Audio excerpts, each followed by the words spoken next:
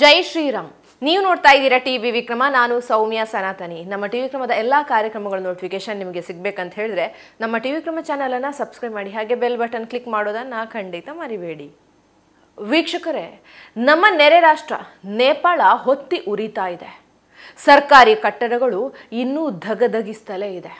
Supreme court, parliament ಕಚೇರಿಗೂ ಬಿಡದೆ ಬೆಂಕಿ ಹಚ್ತಾ ಇದ್ದಾರೆ. ಮಾಜಿ ಪ್ರಧಾನಿಯೊಬ್ಬರ ಪತ್ನಿಯನ್ನ ಸಜೀವವಾಗಿ ಸುಡಲಾಗಿದೆ. ರಾಜಕೀಯ ನಾಯಕರಿಗೆ ಕಂಡಲ್ಲಿ ಥಳಿಸ್ತಾ ಇದ್ದಾರೆ. ಜೀವ ಉಳಿಸಿಕೊಳ್ಳಿಕ್ಕೆ ನಾಯಕರು ಹೆಲಿಕಾಪ್ಟರ್ ಬಳಸ್ಕೊಂಡು ಊರು ಬಿಟ್ಟಿದ್ದಾರೆ. ರಾಜಕಾರಣಿಗಳ ಮನೆಯಲ್ಲಿ ಸಿಕ್ಕಿದ್ದನ್ನೆಲ್ಲ ದೋಚ್ತಾ ಇದ್ದಾರೆ. ಹಿಂಸಾಚಾರದಿಂದ ಸರ್ವನಾಶ ಆಗಿರುವಂತಹ ನೇಪಾಳದಲ್ಲಿ ಮುಂದಿನ ಸರ್ಕಾರದ ಮುಖ್ಯಸ್ಥರು ಯಾರು ಅಂತ ಸಂಘರ್ಷ ಮುಂದುವರೆದ್ಬಿಟ್ಟಿದೆ. ಹೋರಾಟ ನಡೆಸಿದ ಯುವ ಸಮೂಹದಲ್ಲೇ ಒಡಕು ಮೂಡಿ ಪರಿಸ್ಥಿತಿ ಮತ್ತಷ್ಟು ಭೀಕರ ಸ್ಥಿತಿಗೆ ತಲುಪಿದೆ. ಭಾರತದ ನೆರೆ ರಾಷ್ಟ್ರಗಳೆಲ್ಲ ಒಂದಲ್ಲ ಒಂದು ಸ್ಥಿತಿಗೆ ತಲುಪಿ ಅಧೋಗತಿಯತ್ತ ಸಾಗ್ತಾ ಇದೆ. ಭಾರತದಲ್ಲಿ ಎಲ್ಲವೂ ಸರಿಯಾಗಿ ನಡೀತಾ ಇದೆ ಅಂದ್ರೆ ಅದಕ್ಕೆ ಕಾರಣ ಪ್ರಧಾನಿ ನಾಯಕತ್ವ. ಕಮ್ಯುನಿಸ್ಟ್ ನಾಯಕ KP ಓಲಿ ಶರ್ಮಾ ನೇಪಾಳದ ಪ್ರಧಾನಿಯಾಗಿದ್ರು. ಸಾಲು ಸಾಲು ಭ್ರಷ್ಟಾಚಾರ, ಹಿಂದೂ ರಾಷ್ಟ್ರವಾಗಿದ್ದಂಥ ನೇಪಾಳವನ್ನ ಜಾತ್ಯತೀತ ಅಂತ ಘೋಷಣೆ ಮಾಡಿಬಿಟ್ರು. ಭಾರತದ ವಿರೋಧಿ ಮನಸ್ಥಿತಿ, ಚೀನಾದ ಮೇಲೆ ಪ್ರೀತಿ. ಇದಷ್ಟೇ ಅಲ್ಲ, ಜಗತ್ತಿನ ಏಕೈಕ ಹಿಂದೂ ರಾಷ್ಟ್ರವಾಗಿದ್ದಂಥ ನೇಪಾಳದಲ್ಲಿ ಹಿಂದೂ ವಿರೋಧಿ ಮನಸ್ಥಿತಿ ಹೊಂದಿದ್ರು ಈ KP ಶರ್ಮಾ ಓಲಿ. ಈಗ ಯಾರ ಶಾಪ ತಟ್ಟಿತೋ ಏನೋ, ಜೀವ ಉಳಿಸ್ಕೊಳ್ಳಿಕ್ಕೆ ದುಬೈಗೆ ಹಾರ್ಬಿಟ್ಟಿದ್ದಾರೆ. ಬೆಂಕಿ ಹೊತ್ತಿ ಉರಿತಾ ಇರುವಂಥ ನೇಪಾಳದಲ್ಲಿ ಅಧಿಕಾರಕ್ಕಾಗಿ ಯುವಕರೇ ನಾನಾ ನೀನಾ ಅಂತಿದ್ದಾರೆ. ಇದನ್ನೆಲ್ಲ ನೋಡಿ ಒಂದು ದೇಶಕ್ಕೆ ಸಮರ್ಥ ನಾಯಕ ಎಷ್ಟು ಮುಖ್ಯ ಅನ್ನೋದು ತೋರಿಸುತ್ತೆ. ನೇಪಾಳದಲ್ಲಿ ಬಾಂಗ್ಲಾದಂತೆಯೇ ಮಧ್ಯಂತರ ಸರ್ಕಾರ ರಚನೆ ಆಗತ್ತೆ. ಒಂದು ಗುಂಪು ಸುಪ್ರೀಂ ಕೋರ್ಟ್ ನಿವೃತ್ತ ನ್ಯಾಯಮೂರ್ತಿ ಸುಶೀಲಾ ಕಾರ್ಕಿ ಅವರೇ ಮುಖ್ಯಸ್ಥರಾಗಲಿ ಅಂತಿದೆ. ಮತ್ತೊಂದು ಯುವಕರ ಗುಂಪು ಕಠ್ಮಂಡು ಹಾಲಿ ಮೇಯರ್ ಬಾಲೇಂದ್ರ ಶಾ ಬಗ್ಗೆ ಒಲವು ಹೊಂದಿದ್ದಾರೆ. ಇನ್ನೂ ಕೆಲವರು ಬಿಜಲಿ ಮ್ಯಾನ್ ಎಂದೇ ಪ್ರಸಿದ್ಧಿ ಪಡೆದಿರುವಂತಹ ನೇಪಾಳ ವಿದ್ಯುತ್ ಪ್ರಾಧಿಕಾರದ ಮಾಜಿ ವ್ಯವಸ್ಥಾಪಕ ನಿರ್ದೇಶಕ ಕುಲ್ಮನ್ ಘಿಗಿ ಸಿಂಗ್ ಬಗ್ಗೆ ಒಲವು ಹೊಂದಿದ್ದಾರೆ. ಆಡಳಿತ ಚುಕ್ಕಾಣಿ ಯಾರ ಕೈಯಲ್ಲಿ ಇದೆ ಅನ್ನೋದ್ರ ಮೇಲೆ ದೇಶದ ಭವಿಷ್ಯ ನಿರ್ಧಾರ ಆಗುತ್ತೆ ಅನ್ನೋದು ನಿಜ ನೋಡಿ. ಏಷ್ಯಾದಲ್ಲೇ ಭಾರತ ಬೆಸ್ಟ್ ನೋಡಿ ವೀಕ್ಷಕರೇ. ಯಾಕಂದ್ರೆ ಅಂತರ್ಯುದ್ಧದಿಂದ ಆ ಎಲ್ಲ ದೇಶಗಳು ನರಳಾಡ್ತಾ ಇದೆ. ವಿದೇಶಿ ಕುತಂತ್ರದಿಂದ ಸರ್ವನಾಶ ಆಗ್ತಾ ಇದೆ.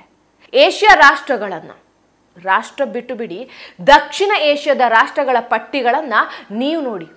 ಆಯಾ ದೇಶದಲ್ಲಿ ಒಂದಲ್ಲ ಒಂದು ಸಮಸ್ಯೆ ಕಾಡ್ತಾನೆ ಇದೆ. ಜನರಿಗೆ ನೆಮ್ಮದಿಯೇ ಇಲ್ಲ. ಜನರಿಗೆ ತುತ್ತು ಅನ್ನಕ್ಕೂ ಕಷ್ಟ ಅನ್ನೋ ಪರಿಸ್ಥಿತಿ ನಿರ್ಮಾಣ ಆಗಿದೆ. ಹೀಗೆ ನೊಂದ ದೇಶಗಳಲ್ಲಿ ನಿರುದ್ಯೋಗ, ಬಡತನ ತಾಂಡವಾಡ್ತಾ ಇದೆ.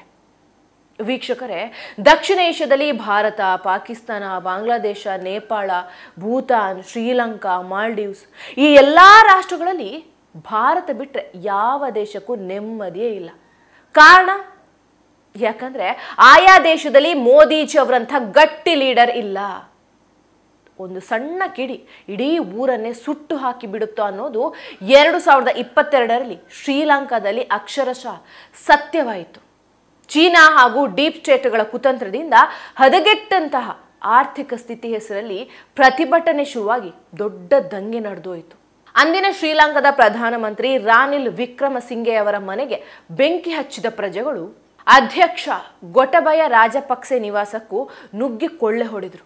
ಅದಾದ ಬಳಿಕ ಇತ್ತೀಚೆಗೆ ತಕ್ಕ ಮಟ್ಟಿಗೆ ತಹಬಂದಿಗೆ ಬಂದಿದ್ದು ಅಧ್ಯಕ್ಷರು, ಪ್ರಧಾನಿಗಳ ಆಯ್ಕೆ ಕೂಡ ನಡೆದಿದೆ.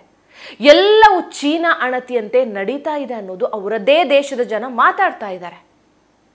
ಇದು ಶ್ರೀಲಂಕಾದ ಕಥೆಯಾದ್ರೆ ಬಾಂಗ್ಲಾದಲ್ಲಿ ಏನೇನಾಯ್ತು ನೀವು ನೋಡಿದ್ದೀರಾ. ಜೀವ ಉಳಿಸ್ಕೊಳ್ಳಿಕ್ಕೆ ಬಾಂಗ್ಲಾದೇಶದ ಪ್ರಧಾನಿ ಶೇಖ್ ಹಸೀನಾ ಭಾರತಕ್ಕೆ ಬಂದು ಆಶ್ರಯ ಪಡೆದಿದ್ರು. ಕಂಡಿದ್ದೆಲ್ಲವನ್ನ ದೋಚಿದ್ರು. ಸರ್ಕಾರಿ ಕಟ್ಟಡಗಳಿಗೆ ಬೆಂಕಿ ಇಟ್ರು. ಇದೇ ವೇಳೆ ಇಸ್ಲಾಂ ಮೂಲಭೂತವಾದಿಗಳು ಹಿಂದೂಗಳನ್ನ ಟಾರ್ಗೆಟ್ ಮಾಡಿ ದಾಳಿ ಮಾಡಿದ್ರು. ಕೊನೆಗೆ ಅಮೆರಿಕದ ಅಣತಿಯಂತೆ ಮಧ್ಯಂತರ ಸರ್ಕಾರ ರಚನೆಯಾಗಿ ಮೊಹಮ್ಮದ್ ಯೂನಸ್ ಅಧಿಕಾರ ನಡೆಸ್ತಿದ್ದಾರೆ. ಇನ್ನು ಪಾಕಿಸ್ತಾನ ನಿಮ್ಮೆಲ್ಲರಿಗೂ ಗೊತ್ತು, ತುತ್ತು ಅನ್ನಕ್ಕೂ ಅಲ್ಲಿ ಕಷ್ಟ ಆಗ್ಬಿಟ್ಟಿದೆ. ಸೇನೆ ಹಾಗೂ ಸರ್ಕಾರದ ನಡುವಿನ ತಿಕ್ಕಾಟ ಹೊಸದಲ್ಲ. ಭಯೋತ್ಪಾದನೆಯನ್ನ ಘೋಷಣೆ ಮಾಡೋದನ್ನ ಬಿಡೋದಿಲ್ಲ. ಆದ್ರೆ ಜನರಿಗೆ ಮಾತ್ರ ನೆಮ್ಮದಿಯೇ ಇಲ್ಲ. ಅಲ್ಲೂ ಕೂಡ ಚೀನಾ, ಅಮೆರಿಕ ಹೇಳಿದ್ದೇ ಫೈನಲ್. ಇನ್ನು ಭೂತಾನ್ನಲ್ಲೂ ಚೀನಾ ಹಸ್ತಕ್ಷೇಪ ದಿನದಿಂದ ದಿನಕ್ಕೆ ಹೆಚ್ಚಾಗ್ತಾ ಇದೆ. ಚೀನಾ ಔಟ್, ಇಂಡಿಯಾ ಇನ್ ಅಭಿಯಾನಗಳು ನಡೀತಾ ಇವೆ. ಆ ದೇಶಕ್ಕೂ ನೆಮ್ಮದಿಯಾಗಿರ್ಲಿಕ್ಕೆ ಚೀನಾ ಬಿಡ್ತಾ ಇಲ್ಲ. ಇನ್ನು ಮಾಲ್ಡೀವ್ಸ್ ಕೂಡ ಭಾರತದ ವಿರುದ್ಧವೇ ತಿರುಗಿ ಬಿದ್ದು ಅನುಭವಿಸಬಾರ್ದನ್ನ ಅನುಭವಿಸಿ ಮೊನ್ನೆ ಪ್ರಧಾನಿ ಮೋದಿ ಅವರನ್ನೇ ಕರೆಸಿ ಅದ್ಧೂರಿ ಸ್ವಾಗತ ಕೋರಿತ್ತು. ಆ ದೇಶ ಭಾರತೀಯರ ಪ್ರವಾಸಿಗರ ಭಿಕ್ಷೆಯಲ್ಲಿ ಬದುಕ್ತಾ ಇದೆ. ಕೆಲವೊಂದು ಬಾರಿ ಚೀನಾ ಕುತಂತ್ರದಿಂದ ಭಾರತದ ವಿರುದ್ಧವೇ ಸಂಚು ಮಾಡಿ ಸಂಕಷ್ಟಕ್ಕೂ ಸಿಲುಕಾಕೊಂಡಿದೆ. ಯಾವ ದೇಶಕ್ಕೂ ನೆಮ್ಮದಿಯೇ ಇಲ್ಲ. ಈಗ ನಾನು ಹೇಳಿದ ಎಲ್ಲಾ ರಾಷ್ಟ್ರಗಳು ಆರ್ಥಿಕವಾಗಿ ದಿವಾಳಿಗೊಂಡಿದೆ. ಒಂದು ಚೀನಾ ಇಲ್ಲವೇ ಅಮೆರಿಕದ ಭಿಕ್ಷೆಯಲ್ಲಿ ಬದುಕ್ತಾ ಇದೆ. ಭಾರತ ಮಾತ್ರ ಅಭಿವೃದ್ಧಿಯತ್ತ ದಾಪುಗಾಲು ಇಡ್ತಲೇ ಇದೆ. ಇದಕ್ಕೆ ಕಾರಣ ಮೋದಿಯಂಥ ವಿಶ್ವ ಗುರುವಿನ ಲೀಡರ್ಶಿಪ್. ಭಾರತದಲ್ಲೂ ಜನರನ್ನ ದಂಗೆ ಎಬ್ಬಿಸೋಕೆ ಹಲವು ಸಂಚುಗಳನ್ನು ಮಾಡಲಾಗುತ್ತೆ. ಪೌರತ್ವ ತಿದ್ದುಪಡಿ ಕಾಯ್ದೆ ವಿಚಾರದಲ್ಲಿ ಮುಸ್ಲಿಮರ ಪೌರತ್ವವೇ ರದ್ದಾಗುತ್ತೆ ಅಂತ ಸುಳ್ಳು ಹಬ್ಬಿಸ್ತಾರೆ. ಮೂಲಭೂತವಾದಿಗಳು ದಂಗೆ ಏಳೋದಕ್ಕೆ ಶುರು ಮಾಡಿದ್ರು. ಆದರೆ ಇದೆಲ್ಲವನ್ನ ಮೋದಿ ಸರ್ಕಾರ ಸಮರ್ಥವಾಗಿ ನಿಭಾಯಿಸ್ತಾರೆ. ಅಷ್ಟೇ ಯಾಕೆ, 2020ರಲ್ಲಿ ಮೋದಿ ಸರ್ಕಾರ 3 ಕೃಷಿ ಕಾನೂನುಗಳನ್ನು ಜಾರಿ ಮಾಡಿದರು. ಅದಾದ ಬಳಿಕ ದೆಹಲಿ ಸೇರಿ ದೇಶದಾದ್ಯಂತ ಹೋರಾಟ ಕೇಳಿದರು. ಇದನ್ನೇ ಅಸ್ತ್ರ ಮಾಡ್ಕೊಂಡಿದ್ದಂಥ ವಿದೇಶಿ ಸಂಚುಕೋರರು, ಡೀಪ್ ಸ್ಟೇಟ್ಗಳು ಭಾರತವನ್ನು ದಿವಾಳಿಗೆ ಅಂಚಿಗೆ ದೂಡಲಿಕ್ಕೆ ಮೋದಿ ಸರ್ಕಾರ ತೆಗಿಲಿಕ್ಕೆ ನಡೆಸಿದಂಥ ಪ್ರಯತ್ನ ಅಷ್ಟಿಷ್ಟಲ್ಲ. ಕೂಡಲೇ ಭಾರತದ ರೈತರ ಹಿತಾಸಕ್ತಿಯೇ ಮುಖ್ಯ ಅನ್ನೋದನ್ನ ಅರಿತಂತಹ ಮೋದಿ ಸರ್ಕಾರ 3 ಕೃಷಿ ಕಾನೂನುಗಳನ್ನೇ ವಾಪಸ್ ಪಡೆಯಿತು. ಈಗಲೂ ನೇಪಾಳ, ಬಾಂಗ್ಲಾದಂತೆ ಭಾರತದಲ್ಲೂ ದಂಗೆ ಏಳಲಿ ಅಂತ ದೇಶದ್ರೋಹಿಗಳು ಕಾದು ಕೂತಿದ್ದಾರೆ. ಆದರೆ ಅದು ಸಾಧ್ಯ ಇಲ್ಲ. ಯಾಕಂದ್ರೆ ಭಾರತಕ್ಕೆ ಒಬ್ಬ ಯಶಸ್ವಿ ಪ್ರಧಾನಿ ಸಿಕ್ಕಿದ್ದು ಇಂಥ ಕುತಂತ್ರಗಳನ್ನ ಸದೆ ಬಡಿದೇ ಬಡಿತಾರೆ.